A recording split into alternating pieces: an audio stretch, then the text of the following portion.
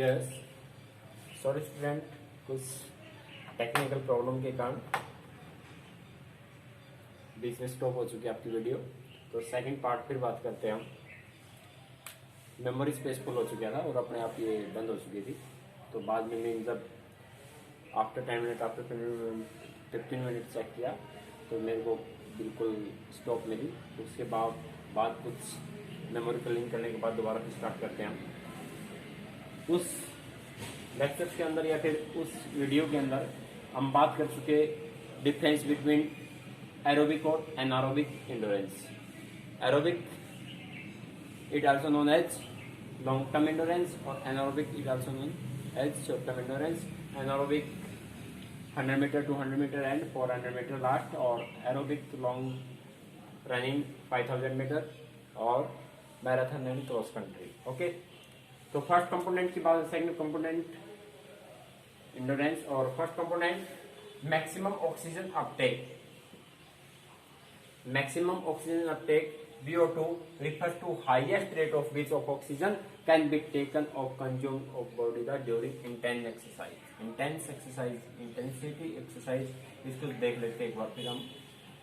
में जहां पर आपकी लॉन्ग रनिंग या फिर कंटिन्यू उस वर्किंग को कंटिन्यू करते रहते हैं जब तक मसल्स के अंदर टायर्डनेस या फटीग महसूस नहीं होती। मीन एक प्रकार की हाई लेवल इंटेंसिटी होती है, फिर मीन हाई लेवल फटीग बोल सकते हैं उसको आप, और जिसके अंदर आपकी swimming, fast swimming, football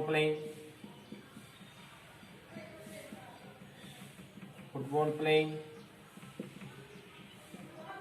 hockey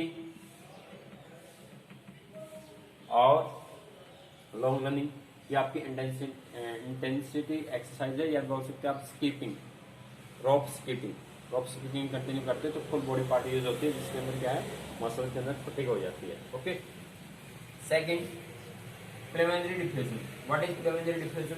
प्लेमेंट्री diffusion is a exchange of oxygen, इसको अंडरलाइन कर लिया था हमने, exchange of oxygen and carbon dioxide between the lungs and of threshold more of the faster pulmonary diffusion improve the endurance।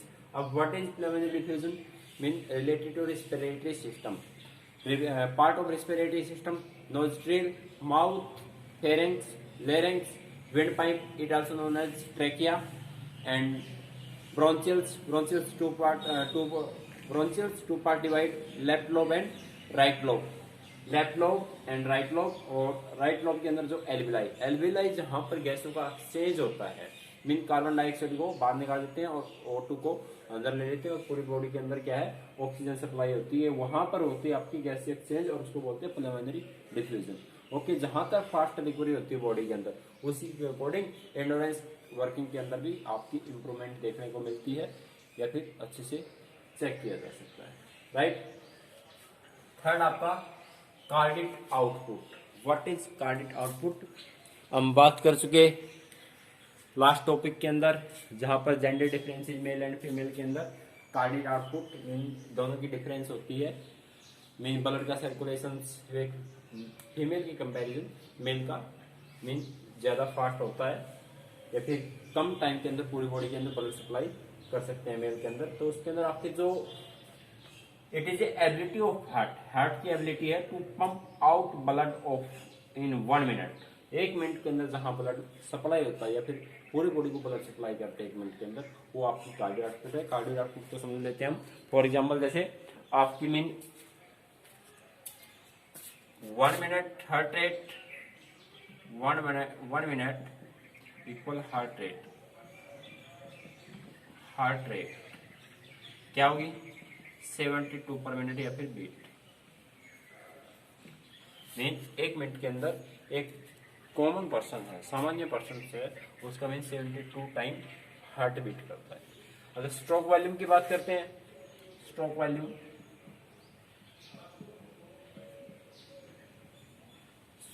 के अंदर क्या होगा, mean 1 minute 1 beat के अंदर 1 बीट इक्वल ब्लड सप्लाई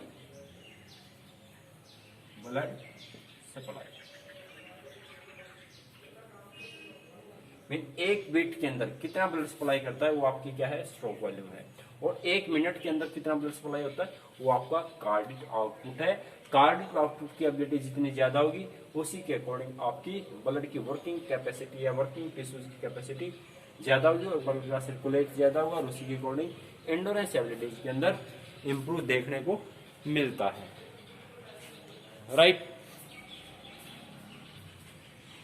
और लैक्टिक थ्रेशोल्ड या फिर वेस्ट प्रोडक्ट जहां पर मीन ज्यादा काम कर लेते हैं तो बॉडी के अंदर फटीग थकान महसूस होती है, उसी के अकॉर्डिंग क्या आपका it is ability to tolerate mean सहनशीलता लैक्टिक एसिड क्यों बोलते हैं, जो वेस्ट प्रोडक्ट होते हैं जैसे मीन जहां पर मीन किसी की वजह से थकान होती हो, टायर्डनेस होती हो, वेस्ट प्रोडक्ट जमा हो जाते हो जो बॉडी के अंदर फटीग का काम करते हैं, in blood priorities of during anaerobic activities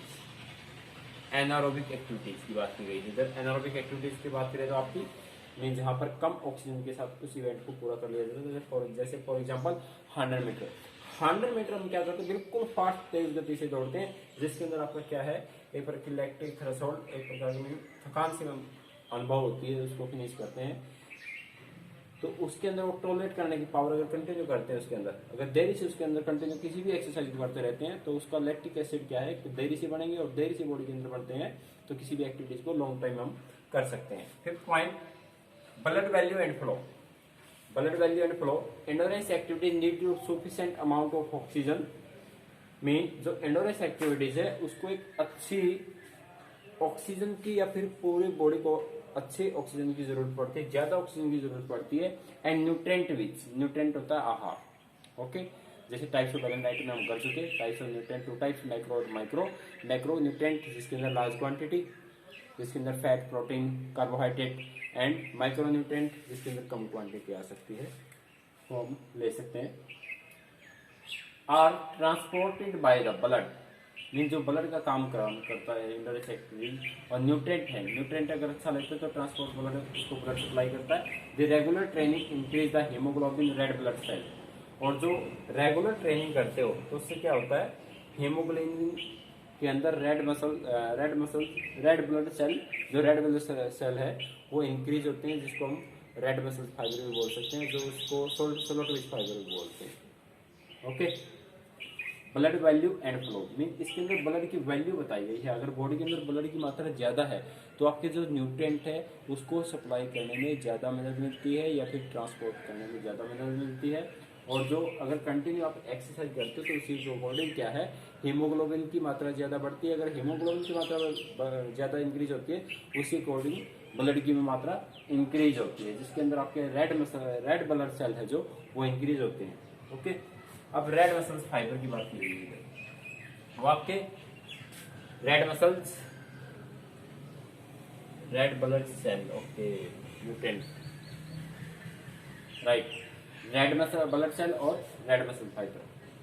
mean 6 point, red muscle fibre, the red muscle fibre it also known as slow लीफ फाइबर।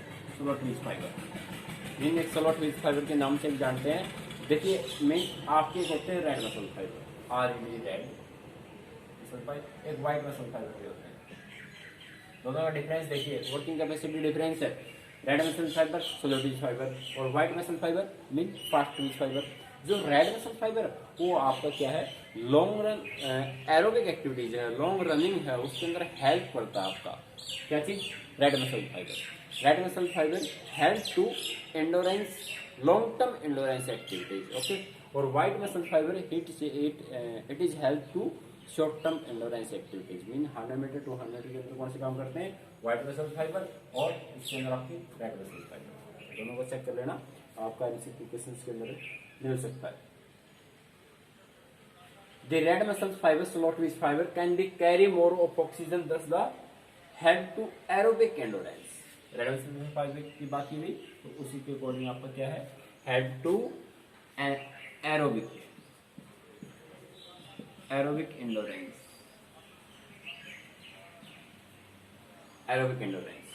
अगर व्हाइट ट्विच फाइबर की बात करते हैं तो आपका क्या है, फास्ट ट्विच फाइबर या फिर शॉर्ट टर्म एंडोरेंस, राइट। तो मीन रेड मसल फाइबर भी महत्वपूर्ण रोल अदा करते हैं एंडोरेंस एक्टिविटीज के अंदर। Hydration endurance activities causes the sweating okay, endurance activities करते हैं तो उसके कारण क्या है, कॉजेज होता है, कारण स्वेटिंग, पसीना आता है, loss the important of minerals, और जो बॉडी के अंदर मिनरल्स होते हैं, मिनरल्स के अंदर जैसे पोटासियम, कैल्शियम, फास्फोरस, ये सर क्या आपकी मिनरल्स है वो उनकी मात्रा कम हो जाती है, और साथ में 10 sufficient amount of water required of which help to improve endurance. और हम कह सकते हैं sufficient amount of water, body के अंदर अगर ज्यादा मात्रा में वाटर ले लेते हैं हम तो वाटर हेल्प करता है किसके अकॉर्डिंग, एंडोरेंस एक्टिविटीज के अकॉर्डिंग। और साथ में क्या है, बॉडी का टेम्परेचर को कॉमन रखने या सामान्य रखने में भी हेल्प करता है, और साथ में जो एंडोरेंस एक्टिविटीज होती है उसको भी मीन पूरा करने में हेल्प करता है आपका वाटर, जिसके अंदर डिहाइड्रेशन भी कम होता है। अगर कोई बॉडी के अंदर पानी की मात्रा अच्छी है, वाटर की मात्रा अच्छी है, which help to improve endurance, और इम्प्रूव आपकी जो एंडोरेंस एबिलिटीज है उसको भी इंक्रीज करने का काम करता है, राइट। तो आपका हाइड्रेशन एक इम्पोर्टेंट पार्ट है, मीन फैक्टर है, फिजियोलॉजिकल फैक्टर है, जहां पर बॉडी को बहुत ज्यादा वाटर की जरूरत पड़ती है। अगर बात करते हैं हम जैसे जिसके अंदर वाटर की मेन, अगर बॉडी के अंदर 5 to 10% कमी हो जाती है, जहां पर हम नॉर्मल कैपेसिटी के अंदर बॉडी की जरूरत होती है 3 to 5 लीटर पर डे की आवश्यकता होती है, अगर उसमें से 5 to 10% अगर वाटर की कमी हो जाती है तो हमें प्यास लगती है, और उसी का अगर 10 to 15% है तो मीन क्या है, मीन आपकी एंडोरेंस एक्टिविटीज के अंदर कमी आ जाती है, उसको हम पूरा नहीं कर पाते, राइट। अगर 15 to 20% है तो उसके अंदर डिहाइड्रेशन होता है और बेहोशी की हालत में हो सकता है, और उसको, और 20% से अगर ज्यादा होती है तो mean during endurance activities time उसकी डेथ भी हो सकती है। तो 5 to 10% आपकी प्यास लगती है, और 10 to 15% आपकी एंडोरेंस एबिलिटीज में कमी आ जाती है, 10 to 15%, राइट। तो आपके ये 7 फैक्टर हैं, फिजियोलॉजिकल फैक्टर है जो एंडोरेंस को प्रभावित करते हैं आपके अंदर। मीन 1 फैक्टर, या फिर आप इसके बारे में हम बात कर चुके फर्स्ट लेक्चर के अंदर या फिर फर्स्ट वीडियो के अंदर, और सेकंड वीडियो आपकी main preliminary diffusion, cardiac output, lactic threshold और blood value, red muscle fibre and hydration. अब टॉपिक थर्ड और इस स्क्रीन और डिस्कस कर लेते हैं हम। Next topic physiological factor strength, right. हमने बात की एंडोरेंस की, in components of physical fitness, endurance को फिजियोलॉजिकल फैक्टर प्रभावित करने वाले कारक। अभी बात की है physiological factor strength, it is ability to muscles overcome resistance. अब difference between endurance and strength. Endurance, it is the ability to do person continue work during fatigue time, but strength it is the ability to muscles की ability है जो किसी भी प्रतिरोध के विरुद्ध काम करती है, okay. Two types, static and dynamic. Static it also known as isometric strength, dynamic it also known isotonic strength. Isotonic strength 3 types: maximum strength, explosive strength, strength endurance। Maximum strength जहां पर मीन ज्यादा strength की जरूरत पड़ती हो, full power के साथ काम करते हो। Explosive strength mean with high speed action, for example athletics field event, hammer throw, discus throw, pole vault, ये क्या आपके एक्सप्लोसिव स्ट्रेंथ इवेंट है। स्ट्रेंथ एंडोरेंस किसी भी एक्टिविटीज को कितने टाइम तक कर सकते हैं, टाइमिंग आ सकता है उसके अंदर। इसी को प्रभावित करने वाले कारक नेक्स्ट लेक्चर के अंदर करेंगे। फॉर एग्जांपल हम इसके अंदर कर चुके जो आपकी एंडोरेंस को मीन आपकी जो फिजिकल स्ट्रक्चर के अंदर या फिर इंटरनल फंक्शन है वो कैसे काम करते हैं उसके ऊपर डिपेंड्स है। उसी के अकॉर्डिंग अगर फिजियोलॉजिकल फैक्टर की बात करते हैं तो मसल्स के ऊपर है, मतलब आपका फर्स्ट कंपोनेंट्स होगा या फर्स्ट पॉइंट होगा आपका कवरिंग मसल्स। मीन मसल्स की शेप कैसी है। अगर बात करते हैं मेल और फीमेल के अंदर, मीन एक मेल की कंपेरिजन फीमेल की जो मसल पावर होती है वो उससे कम होती है, और उसकी मीन स्ट्रेंथ फीमेल के कंपैरिजन मेल के लिए ज़्यादा मिलती है। उसी के अकॉर्डिंग आपकी मीन एक्सरसाइज टाइमिंग या फिर लेंथ कितनी हो सकती है ये नेक्स्ट लेक्चर में बात करेंगे। मसल लेंथ के ऊपर भी डिपेंड होती है आपकी स्ट्रेंथ, ओके।